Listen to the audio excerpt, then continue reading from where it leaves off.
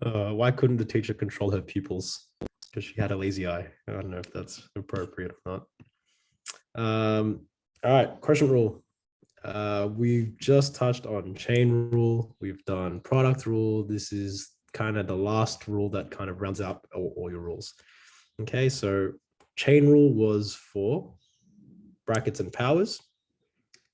Product rule was for a product of two different functions.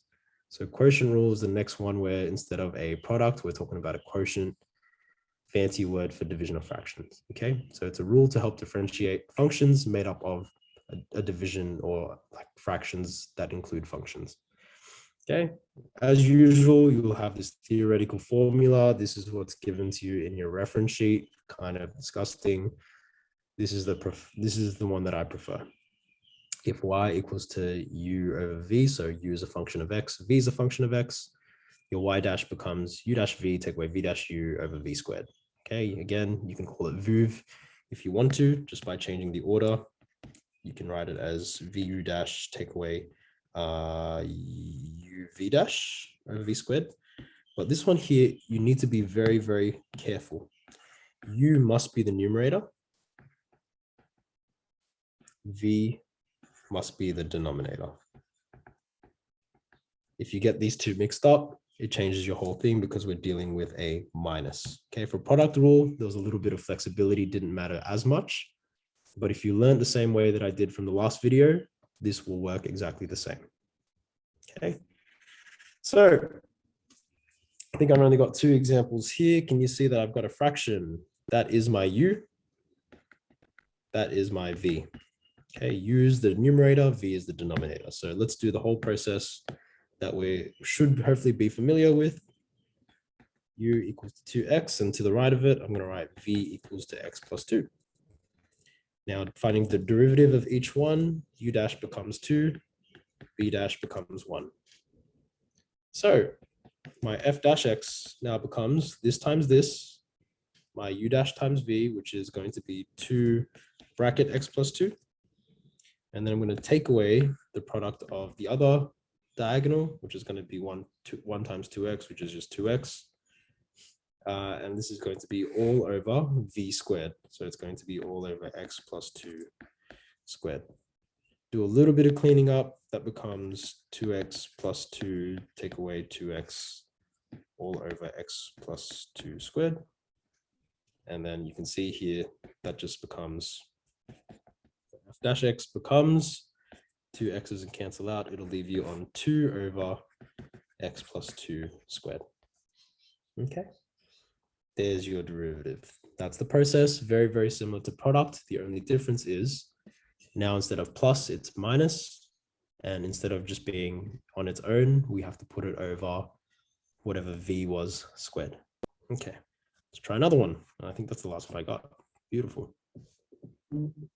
Sorry, I apologize. Just got some random call. All right, so let's do the same thing. I want to figure out what u is. U is going to be x cubed plus 1. V is going to be my denominator, which is going to be x minus 1 squared. So again, doing u dash, that gives me 3x squared, giving me v dash. This would be chain rule. 2 comes down the front. X minus 1 stays the same to the power of 1 times 1. Because take away 1 from the power, that gives me 1. The derivative of my bracket is going to be 1. Okay, so kind of a bit redundant, but just in case you forgot. So now my f dash x, again, is going to become that times that.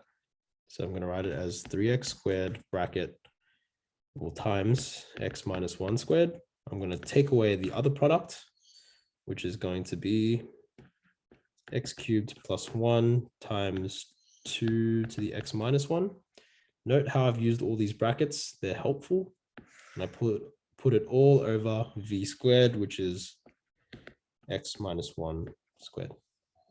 Okay, now cleaning things up a little bit. If I'm honest, this is already like, it's already differentiated. If it just asks you to differentiate, you are done. But if you need to, you can clean up the top like as usual. I can see a common factor of x minus 1.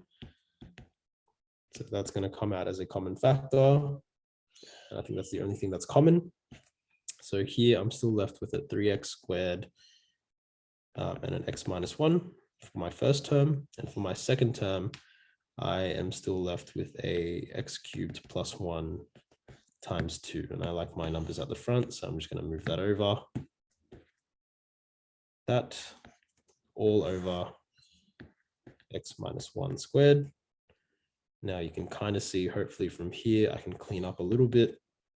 I can cancel out that one with one of those, and seeing what's left on the inside, 3x cubed take away 3x squared, take away 2x cubed, take away 2, all over x minus 1.